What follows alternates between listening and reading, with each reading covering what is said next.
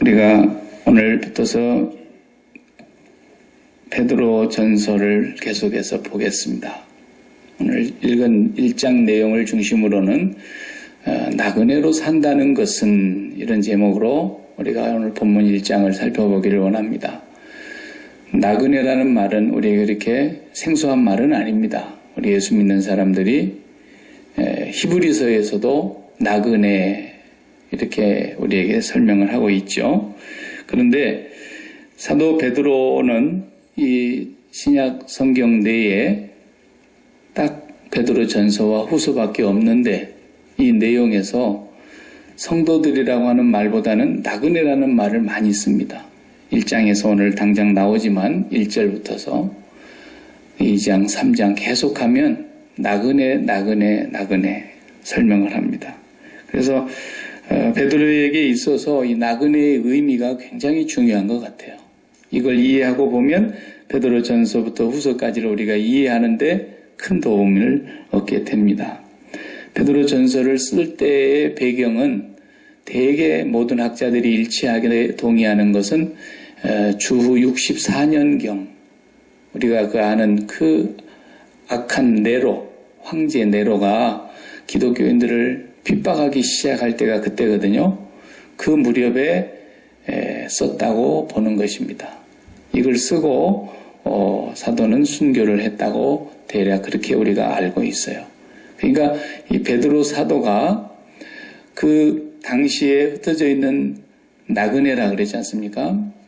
흩어져 있는 그 나그네, 이 사람들이 이제 핍박이 본격적으로 시작이 되니까 죽을 사람은 말할 것도 없고 이제 피해 다녀야 되고, 이때 이제 뭐가 많이 생기냐면 땅 속으로 파고 들어가서 굴을 파고, 요즘 이스라엘 말고 터키로 성지순례를 이제 다니시는 분들은 옛적에 그 시절에 그리스도인들이 그 핍박과 박해를 피해서 굴을 파고 땅 속으로 들어가서 평생을 거기서 살았던 250년 가까이 거기서 살았다. 몇 세대가 바뀌도록 거기서 살았어요. 그러니까 30년을 한 세대로 잡아도 8세대가 바뀐 겁니다. 땅 속에서 살았어요. 그 이제 가바도기아, 터키 이런 데 가면은 굴이 있다 그러니까 한 번씩 가보세요. 저는 안 가봤으니까 말로 들었습니다. 사진으로 많이 봤고 정말로 굴이 볼집 같아요, 볼집. 지금 그 발견된 것들이 다 성지가 돼서 이제 순례객들이 왔다 가서 보는데 거기에 전기불이 들어가길 하겠습니까? 수도꼭지를 틀면 물이 나오길 하겠습니까? 먹는 것이 그렇다고 창고 가서 쌓을 것이 없도록 쌓아놓고 살았겠습니까? 그러니까 그냥 겨우 목숨만 연명하면서 거기서 신앙생활하고 또 밤이면 살짝살짝 눈을 피해서 활동도 하고 이렇게 살면서 그 250년, 그러니까 로마가 313년에 이제 종교의 자유를 주지 않습니까? 기독교를 이제 받아들이고 황제가 선언을 하니까 지금까지 핍박했던 것이 하루아침에 싹 없어지는 거죠. 이제 황제가 예수를 믿는 상황이 되니까 그 신하들은 당연히 믿어야 되는 거고, 그러기 전까지 말로 할 수 없는 핍박이 있었어요. 히브리서에서도 우리가 잠깐 볼 수 있었지 않습니까? 히브리서 11장에 보면 톱으로 켬을 당했다 그래요. 톱으로 나무를 잘랐다는 얘기를 들었어도 톱으로 사람을 잘랐다는 거예요. 생사람을 잡아다가. 그리고 안 붙들린 사람들은 다 유리방황하며 토굴 속에 암열에 짐승의 가죽을 뒤집어 쓰고 방황하면서 살았다는 거예요. 이 사람들을 다 뭐라고 지금 부르냐면 싹 싸잡아서 사도 베드로는 성도라 이런 말을 안 하고 말해요. 나그네들이라고 그렇게 표현합니다. 그리고 굉장히 이 나그네라는 말 한마디가 굉장히 함축되어 있는 거예요. 전체가. 최희준 씨가 부른 인생은 나그네 길. 그 양반도 물론 예수 믿는 분이기는 합니다. 부모님 때부터 다 예수 믿는 분위기인데 유행가로 만들어지니까 뭐 성경적인 의미를 담으려 해도 담을 수가 없었죠. 구름에 달 가듯이 그냥 정처 없이 떠도는 그런 나그네를 말하는 게 아닙니다.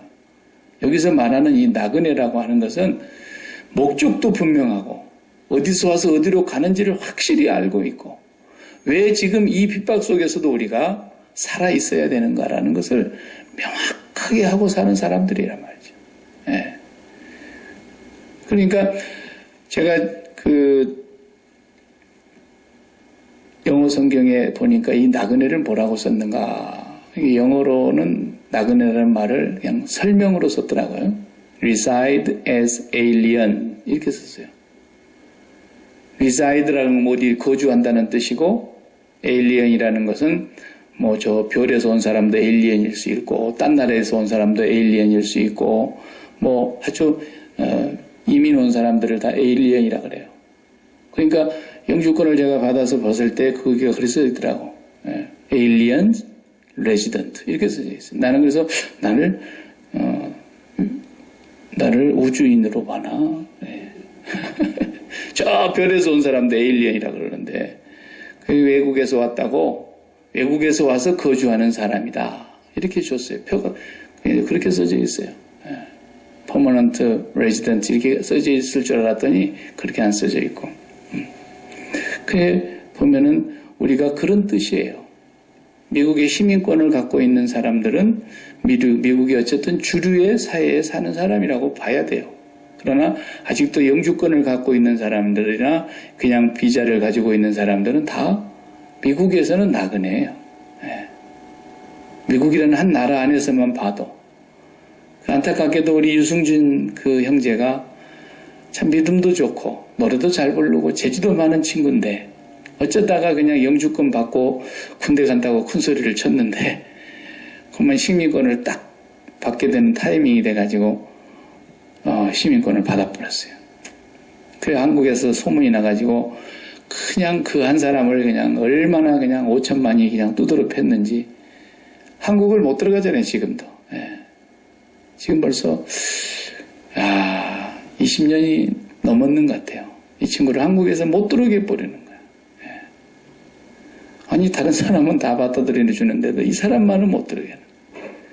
자, 여기서도 이방인처럼 사는데 한국에서는 완전히 그냥 타국인으로 그냥 취급을 해버리더라고요.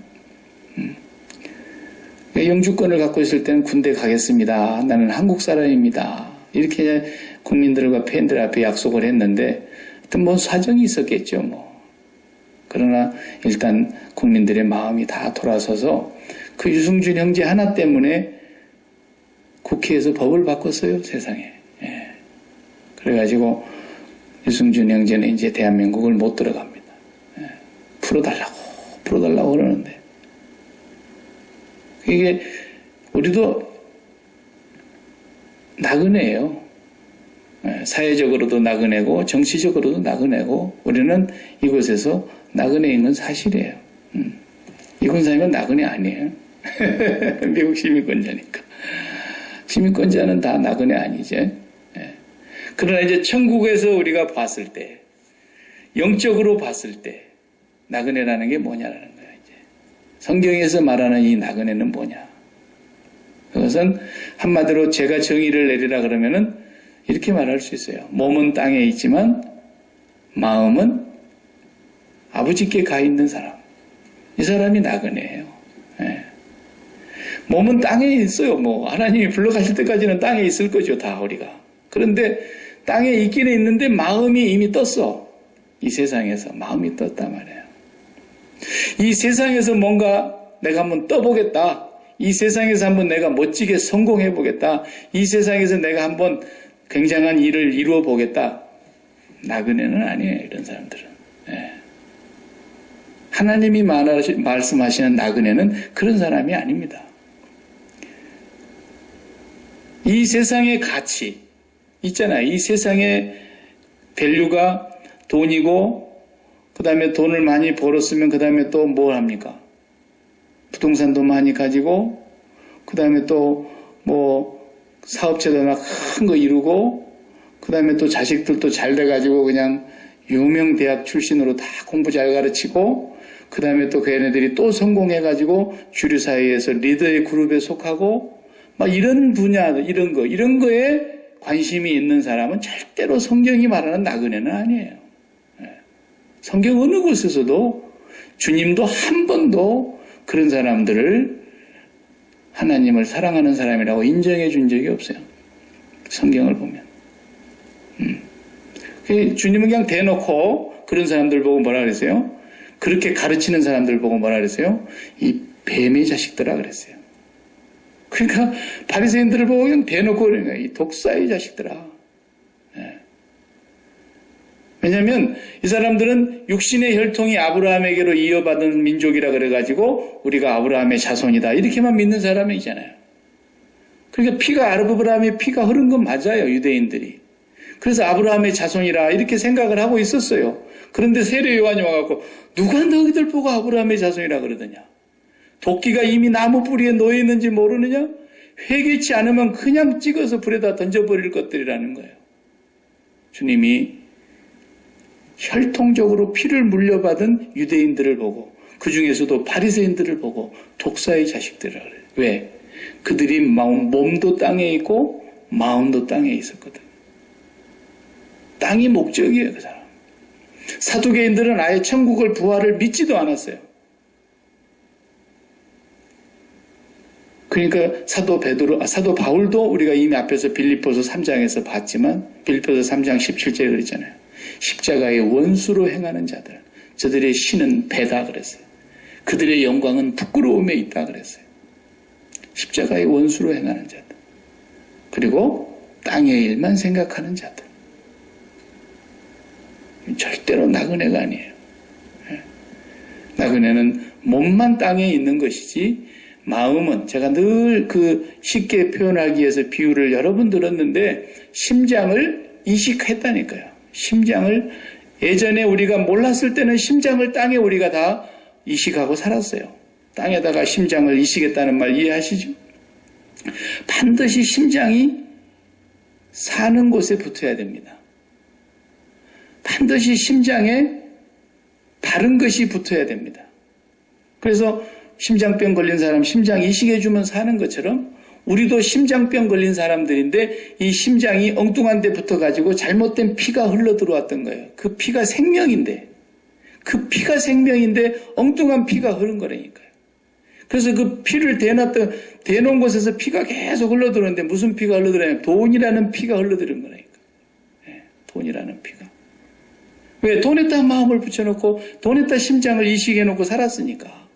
그래서 왜 그랬느냐? 내가 이 돈만 있으면 내 마음이 기쁘고 만족이 되고 든든해지고 안심이 생기고 그리고 즐겁고 만족스럽고 행복할 줄 알았기 때문에.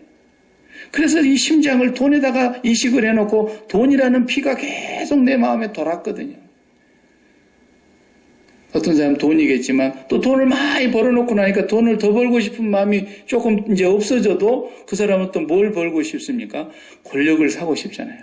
국회의원 한 자리 하고 싶고 시의원이라도 한번 해보고 싶고 정 안 되면 구청장이라도 해보고 싶고 별것도 아닌데 그걸 해가지고 그 많은 돈을 쓰면서 부정을 저지르면서 그 돈 다 갖다 바치면서 그 자리 하나 얻어갖고 이제 권력까지 지려고는 또 심장을 권력에다 붙여놨어요. 권력이라는 피가 계속 돌았던 거예요. 어떤 사람은 그게 뭐 자식일 수도 있고 전부 다 그렇게 살았던 우리의 삶이 심장병에 걸려가지고 이 피가 생명인데 그런 것이 우리를 피요 생명인 줄 알고 살았던 모든 인생들이 이제는 심장이 이식수술을 해가지고 하나님께로 심장이 올라붙어야 한단 말이에요. 그것을 누가 그걸 그렇게 만드시느냐? 우리가? 아니에요. 우리가 할 수 있으면 그건 종교마다 다 된다는 얘기예요. 불교도 될 수 있고 힌두교도 될 수 있고 모슬렘도 될 수 있고 우리가 할 수 있다면. 그러나 아무도 그렇게 할 수 없죠. 그래서 오늘 본문을 잘 보세요. 1절, 2절, 3절에 보면은 그걸 정확하게 설명하고 있어요. 사도 베드로가요, 고기를 잡는 갈릴리 어부 출신이지만 신학적으로 보면 기가 막힌 분이에요. 성경을 완전히 그냥 꼭 뭡니까? 홍삼뿌리 한 10kg, 홍삼뿌리 한 20파운드 정도 되는 걸 꽉 짜갖고 홍삼 액기스 만들면 이만큼 나오잖아요. 까만 거. 그런 것처럼 성경을 꽉 짜가지고 베드로전서 1장 1절 2절에다 딱 넣어놔버렸다니까. 대단한 분이에요. 예. 그리고 우리를 딱 나그네라고 지적을 하잖아요. 다시 보세요. 예수 그리스도의 사도 베드로는 본도, 갈라디아, 갑바도기아, 아시아와 비두니아에 흩어진 성도들 그래야 되는데 나그네 딱 그랬어요. 그러면서 2절을 보십시오. 이 나그네가 어떤 나그네? 보통 나그네가 아니에요. 첫 번째, 하나님 아버지의 미리 아심을 따라 그랬어요. 성부 아버지 하나님의 미리 아심을 따라. 그분이 아시는 하나님의 백성들이 있어요. 그분이 선택을 하시는 거예요. 밑에 선택했다는 말이 나오잖아요. 선택했다는 말이. 2절에 계속해서 읽어보면 그 다음에 성령이 거룩하게 하심으로 순종함과 그 다음 세 번째는 누구예요? 예수 그리스도의 핏뿌림을 얻기 위하여 택하심을 받은 자들에게 편지하노니 은혜와 평강이 너희에게 더욱 많을지어다. 성삼위 하나님이 여기 다 나와요. 아버지 하나님 나오죠. 성령 하나님 나오죠. 예수 그리스도 성자 하나님 나오세요. 이 삼위의 하나님께서 우리 나그네 된 자들을 위해서 이미 행하신 일이라는 거예요. 창세전에 우리를 미리 아심을 따라 선택했다니까요. 하나님 아버지가. 선택한 거예요.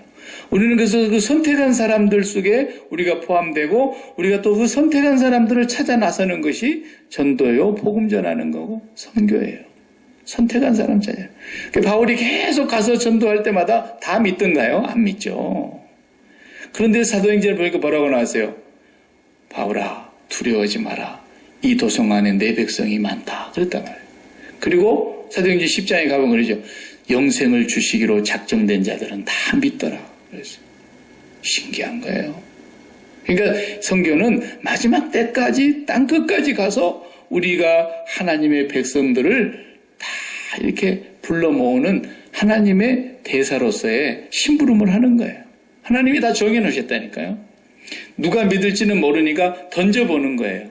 근데 던져보면은 그 말이 팍 꽂히는 사람이 있다니까요. 그래서 사도 바울이 오늘은 어디서 할까? 그러다 강가로 나가봤어요. 강가에서 빨래하고 있었나. 자주장사로서 두아디라 성에 살던 루디아라고 하는 여성이 거기 빌립보까지 와가지고 옷감 장사를 하고 있는 거예요. 그 여인이 거기서 사도 바울이 전하는 복음을 듣고 있다가 잘 읽어봐요. 주께서 루디아의 마음을 열어. 그랬잖아요. 주께서 루디아의 마음을 열어 바울의 말을 청종케 하신지라. 그랬어요.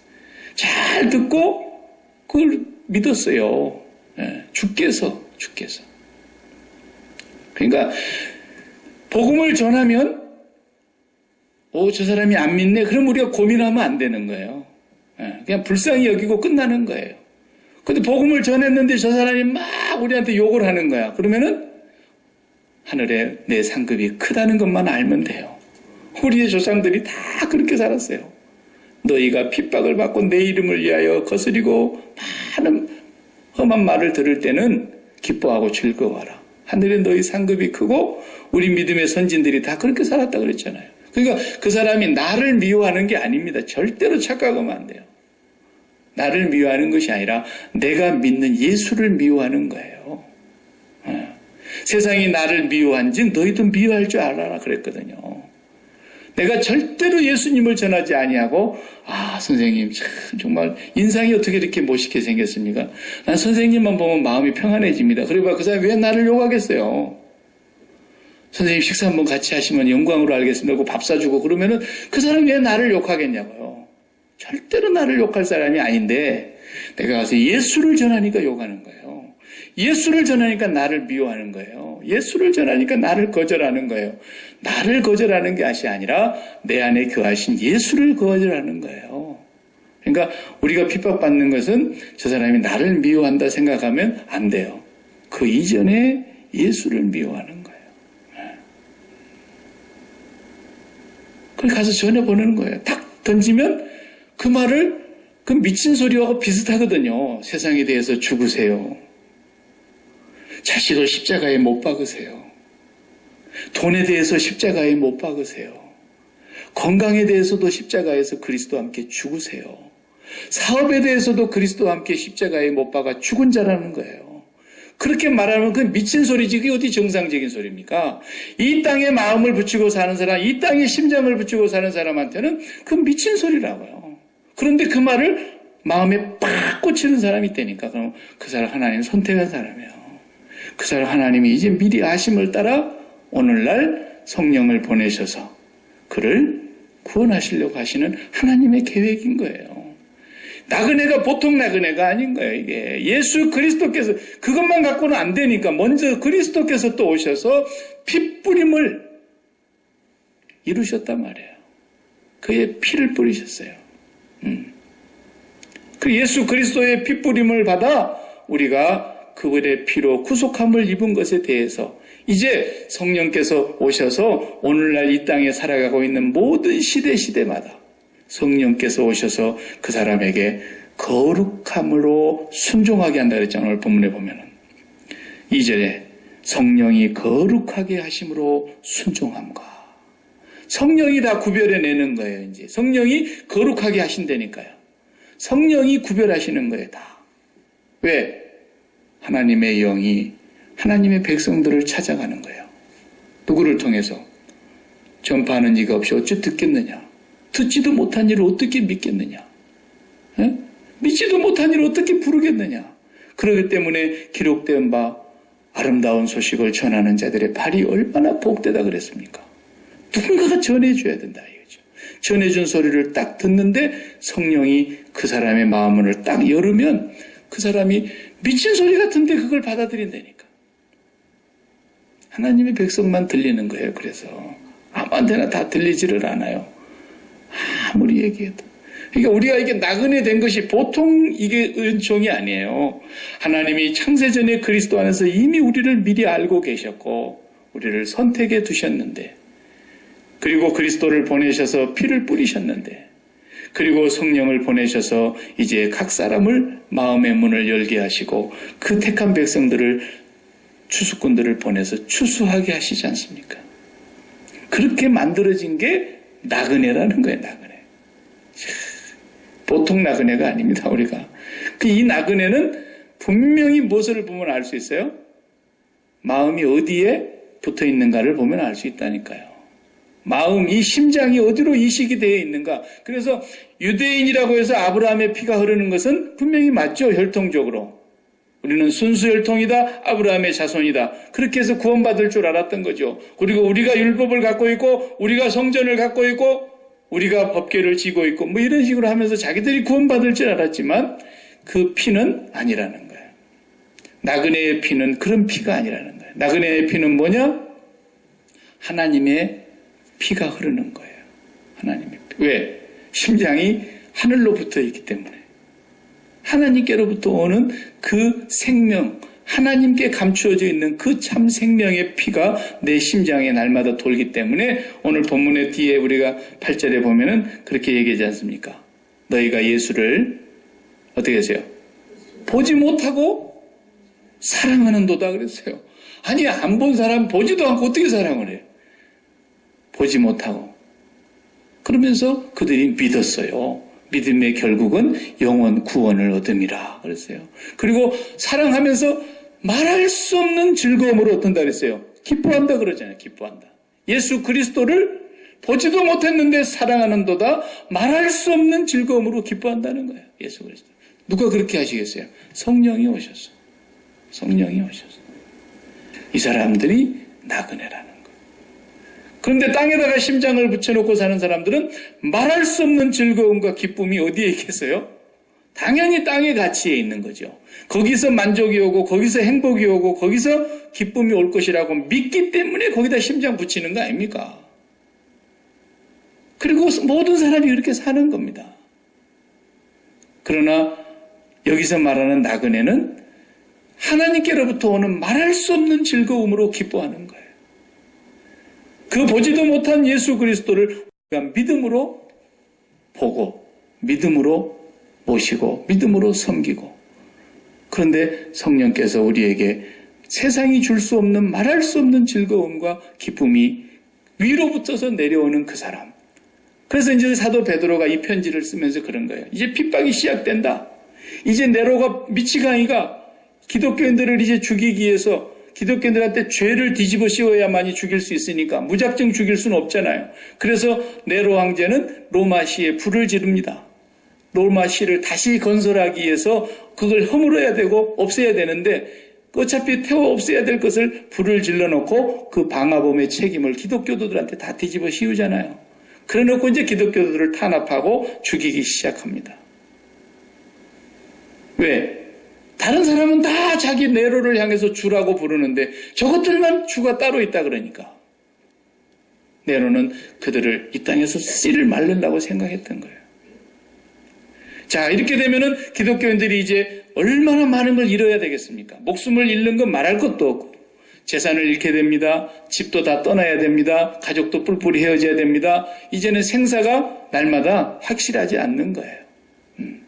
이런 상황에 놓여 있는 그 상황에서 베드로가 편지를 쓰면서 흩어져 있는 나그네 여러분, 이제 여러분들은 잃어버려야 될 때가 왔습니다. 앞으로 많이 잃어버릴 것입니다. 마지막에 가서는 목숨도 잃어야 될 것입니다. 그런데 여러분이 꼭 기억하셔야 될 것은 뭐냐면 나그네라는 걸 아십시오. 여러분의 몸은 여기에 있지만 여러분의 마음은 하늘에 있는 나그네. 그 위로부터서 하나님께 생명을 두고 거기에 심장을 붙이고 살아가면서 거기로부터 오는 기쁨으로 즐거워하는 나그네.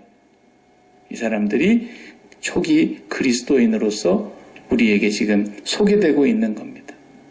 자, 저와 여러분이 여러 말할 것 없이 뭘로 기뻐하고 뭘로 즐거워하겠느냐라는 거예요. 무엇으로 우리가 즐거움을 얻고 무엇에서 우리가 삶의 만족을 찾고 무엇에서 사는 의미를 부여하고 무엇에서 내가 행복을 찾겠냐는 거예요. 그것이 만약에 이 땅에 있는 가치에서 주어지는 것이라고 생각하고 거기다가 심장을 붙이고 산다면 여기서 말하는 나그네의 반열에는 우리가 못 들어가는 겁니다. 여기 나그네는 분명히 하늘에만 마음 붙인 사람들입니다. 그 우리 믿음의 조상을 딱 보면 알죠. 너희들은 혈통이 아브라함의 피를 물려받았다고 해서 너희가 구원받을 것이라고 생각하는구나. 너희는 독사의 자식들이야. 영접하는 자, 곧 그 이름을 믿는 자들에게는 하나님의 자녀가 되는 권세를 주셨는데 이거 어떻게 한다 했어요? 혈통으로나 육적으로나 사람의 뜻으로 나지 아니하고 오직 위로부터 난 자들만 구원을 받는다 그랬는데 아브라함의 피가 어떤 피인가 가만히 봐봐요. 심장을 대놓으면 심장에 피가 안 맞으면 죽잖아요. 심장 이식하는 사람들 피검사부터 해가지고 정확하게 맞는 사람의 심장을 갖다 붙이는데 그 심장의 피가 아브라함의 피냐 아니냐를 뭘로 증거를 삼냐요? 아브라함을 딱 보면 알잖아요. 아브라함은 하나님의 명령을 받고 영광스러운 하나님 앞에서 어떻게 합니까? 자기 본토, 친척, 아비의 집을 떠납니다. 그게 바로 예수님께서 하신 말씀대로 네가 나를 따라오려느냐? 나를 따라오는 자는 자기를 부인하고 자기 십자가를 지고 나보다 아비나 어미를 더 사랑하는 자는 나보다 형제나 자매를 더 사랑하는 자는 나보다 자식을 더 아들이나 딸을 더 사랑하는 자는 내게 합당치 않다 그러죠. 사람의 원수가 자기 집안 식구리라. 그것이 아브라함에게서 첫 번째 이루어지지 않습니까? 그리고는 사람의 원수가 자기 집안 식구라는 것을 제일 먼저 어디에서 경험합니까? 아내 사라가 가장 아브라함에게는 마음이 무거운 짐이었어요. 떠나기 전에 벌써 얘기했어요. 당신 나가면은 너무 아리따워서. 그때까지는 기분이 좋았을 것 같아요. 너무 당신이 아리따워서. 그런데 사람들이 당신을 취하기 위해서 나를 죽이면 곤란하지 않냐. 그러니까 아예 처음부터서 우리 입을 맞추자. 어차피 당신은 내 이복 여동생이기도 하니까 그죠? 당신은 나의 누이라 하자. 이렇게 해가지고 아내됨을 그냥 아예 부정해버리고 누이라고 하고 가는 거예요. 누이라고. 여러분. 그러니까 거기서 이미 아브라함은 자기 아내에 대해서 죽은 거예요. 죽은 거예요. 아내에 대해서 살아있는 남자는 어떻게 해야 돼요? 기를 쓰고 왕하고 싸워가지고 아내를 뭐 안 뺏어가게 해야죠. 그래도 말이죠. 소위 남자인데 아내 하나를 못 지켜요? 자기가 죽을 망정? 찍소리라도 한번 해보고 뺏길 망정? 그런데 그냥 그러고 주는 거예요. 그것이 아내에 대해서 죽은 사람이 하는 거예요. 죽은 사람이 아브라함은. 그런데 아브라함은 아내에 대해서 죽었는데 하나님은 그 아내에 대해서 관심을 갖고 계시기 때문에 절대로 하나님은 그 아내를 안 뺏기게 하시잖아요. 그게 믿는 사람의 원리라니까요. 나는 이 세상에 대해서 죽었는데 하나님께서는 내가 가지고 있는 이 세상에 대해서 끝내시지를 않아요. 하나님은. 그게 하나님이 관심을 가져요. 우리는 죽었는데도. 자식도 못 박아버리고 돈도 못 박아버리고 죽는 것까지도 못 박아버리고 다 못 박아버렸는데도 하나님께서 관심을 갖는 비즈니스 분야예요. 그쪽이.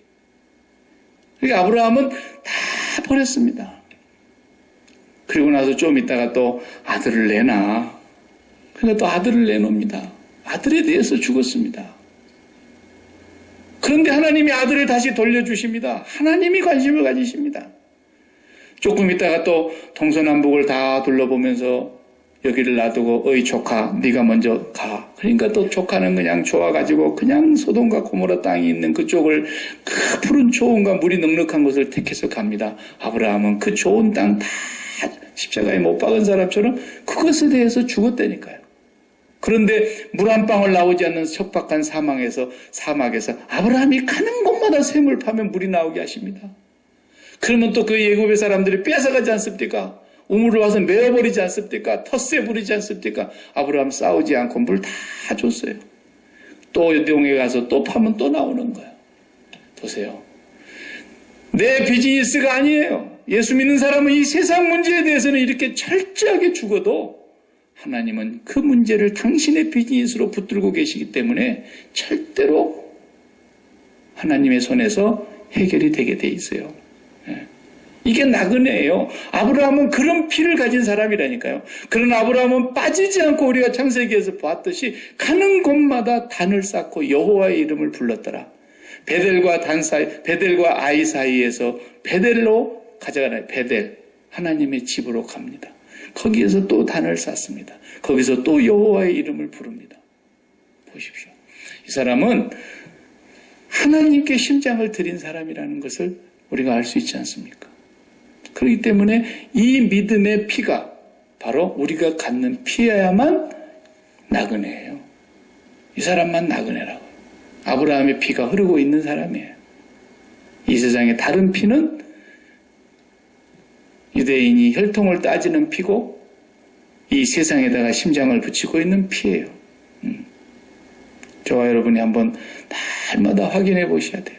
그래서 나그네를 어떻게 만드셨는가? 성부 하나님이 미리 아심을 따라 그 다음에 성령 하나님이 거룩하게 하심으로 순종하게 하시고 성자 예수 그리스도께서 우리 죄를 씻기 위해서 십자가에서 피 뿌리신 사건, 이 사건을 통해서 우리를 철저하게 이 세상에 소속하지 않은 사람이라는 것, 우리가 이 세상에 마음을 붙이고 사는 자들이 아니라는 것, 그걸 뭘로 증거를 해요? 증거하는 방법이 사실 성경을 보면 여러 가지가 있어요. 예수님이 말씀하신 걸 보면은 세상이 너희를 미워하면 너희보다 나를 먼저 미워한 줄 알라. 요한복음이 그러거든요. 네. 세상이 우리를 미워하면 우리가 주님께 속했다는 증거라는 거예요. 네. 세상이 우리를 미워합니다. 세상이 우리를 안 미워하면 조금 문제가 있습니다. 앞으로. 네. 세상이 미워하게 돼 있어요. 왜? 예수 믿는 사람의 냄새를 풍기면 세상이 반드시 미워하게 돼 있어요. 왜냐하면 자기들이 좋아하는 것하고는 참 반대로 가니까.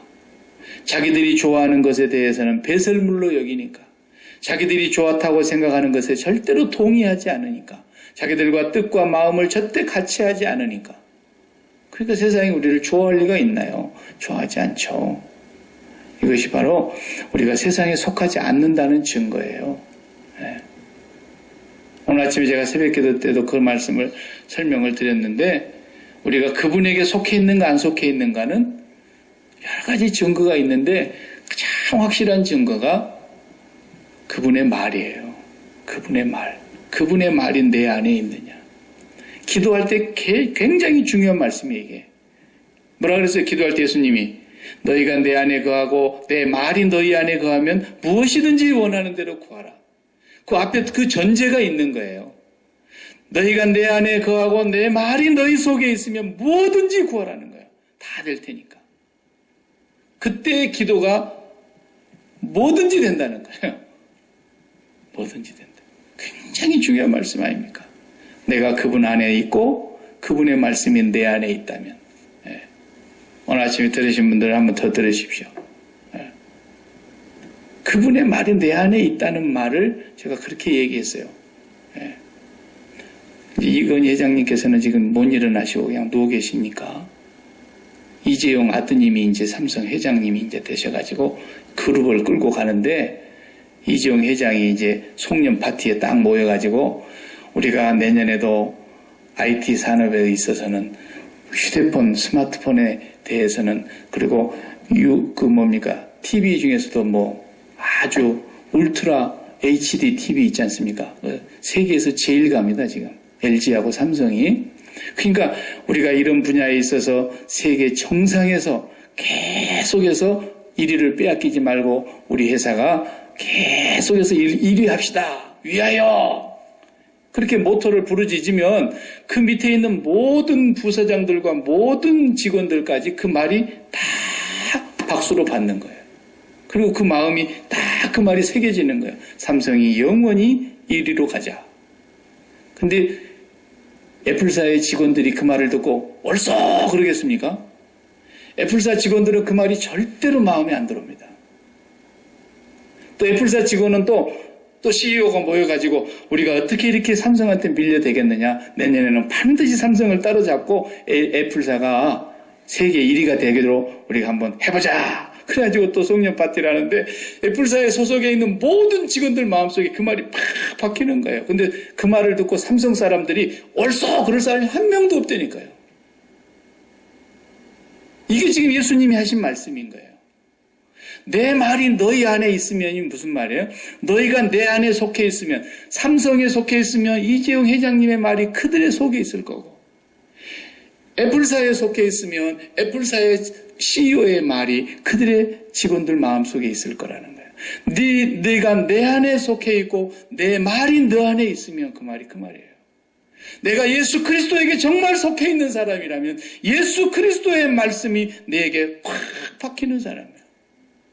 그리고 예수 그리스도의 말씀이 내 안에서 순종하게 되어 있는 거예요. 그것에 옳소 할 수 있는 거예요. 예수 그리스도에게 속하여 있지 않는 사람이라면 그 말을 절대로 옳소 할 수 없는 거예요. 애플사가 삼성의 말을 받아들일 수 없는 것처럼. 오늘 우리가 정말 예수 그리스도에게 속하여 있고 예수 그리스도의 말씀이 우리 안에 들어와 있다고 한다면 그 말씀 붙들고 기도하라는 거예요. 그대로 될 테니까. 그대로 될 테니까. 너희가 내 안에 속해 있어요. 그러니까 삼성 직원들이 그 말씀을 듣고 회장님의 그 뜻을 우리가 받들어서 올해는 더 열심히 한번 해보자. 그래가지고 그 뜻을 받들어서 그 말씀이 내 안에 들어왔으니까 그 회장님 말씀을 붙들고 더 좋은 기술을 개발하고 더 열심히 연구하고 그럼 회장님이 엄청난 지원을 해주지 않겠습니까? 왜? 회장님의 마음의 말이 내 안으로 들어왔는데 내가 그걸 지금 이루려고 하고 있으니까. 보세요. 너희가 내 안에 거하고 내 말이 너희 속에 있으면 너희들이 뭐든지 해라. 내가 다 밀어주마. 그 말 아닙니까? 그 약속이. 그러니까 우리가 그런 나그네라는 거예요. 그런 나그네. 이 땅에서.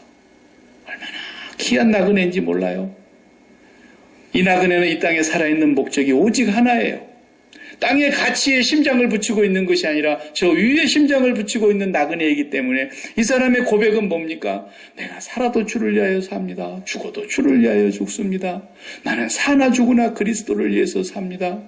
내 안에 사시는 분이 그리스도입니다. 나는 지금 몸으로 여기 있지만은 몸을 떠나서 그리스도와 함께 있는 것이 더 좋습니다. 전부가 나그네의 고백이에요, 이게. 그리스도 안에서 나그네 된 사람들의 고백은 다 이렇게 일치하는 거예요.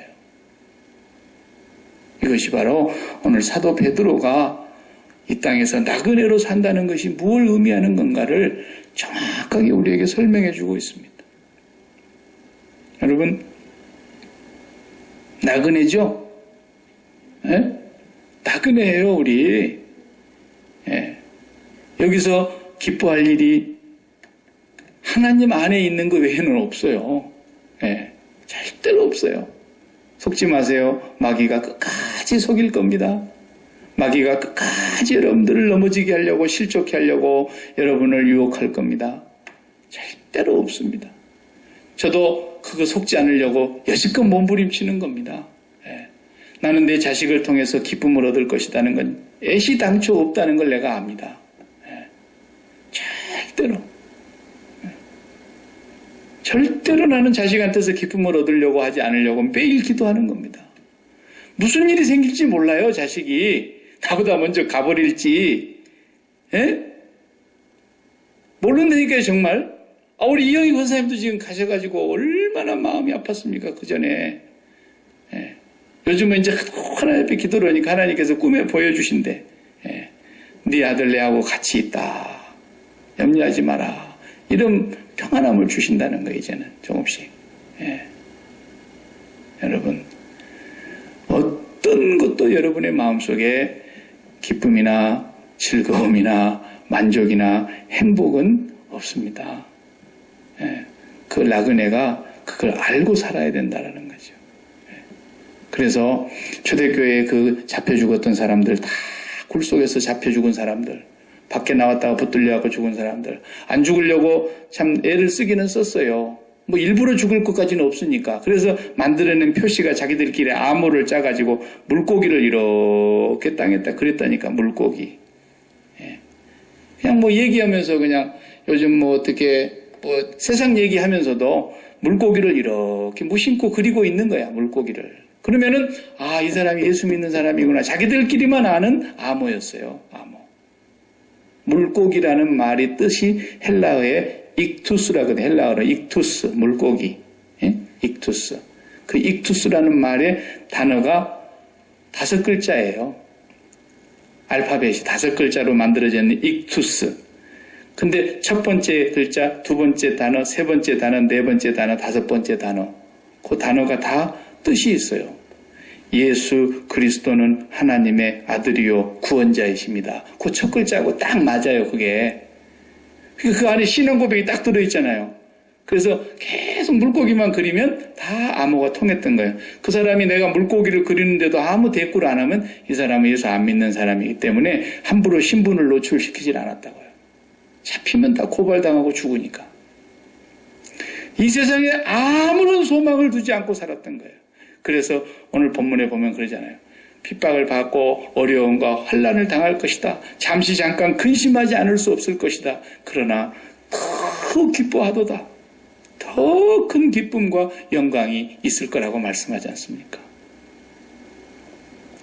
그래서 여러분, 이제 마지막 때가 가까움을 볼수록 더 열심히 기도해야 되고 더 깨어서 기도하면서 내가 세상에 심장 붙지 않냐도록, 세상에서 엉뚱한 피가 내 심장을 타고 들어오지 않도록 날마다 주님의 십자가를 붙잡고 깨어 있어야 된다는 것입니다.